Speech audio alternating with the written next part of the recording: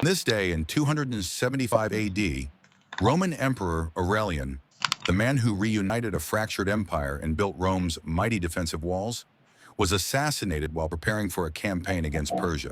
In 1066, the Battle of Stamford Bridge was fought in England, where King Harold II defeated the Viking army of Harold Hardrada, only weeks before facing William the Conqueror at Hastings. In 1513, Spanish explorer Vasco Núñez de Balboa became the first European to gaze upon the Pacific Ocean after crossing the jungles of Panama.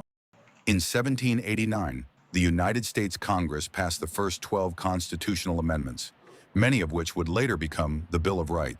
In 1906, France witnessed the first major motorsport disaster when a crash at the International Automobile Cup killed 11 spectators and injured 15 others, sparking the first debates about racing.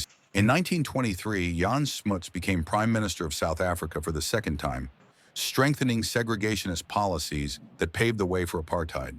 In 1956, the first transatlantic telephone cable, TAT-1, went into service, linking North America and Europe for direct voice communication. In 1957, Elvis Presley released Jailhouse Rock, a song that became one of the most iconic anthems in rock and roll history.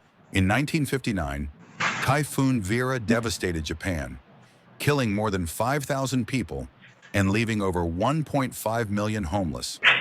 It remains the deadliest typhoon in the nation's history. In 1970, Egypt's President Gamal Abdel Nasser, the face of Arab nationalism, died suddenly at the age of 52. His funeral was attended by millions, one of the largest gatherings in modern history. In 1977, South Africa buried Steve Biko, the anti-apartheid leader who had died in police custody earlier that month.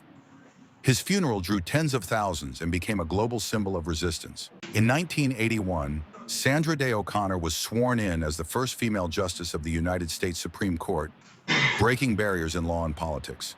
In 2010, Nigeria's President Goodluck Jonathan announced his candidacy for the 2011 elections, which he would later win. And in 2015, NASA announced evidence that liquid water still flows intermittently on present-day Mars, fueling hope for the possibility of life beyond Earth.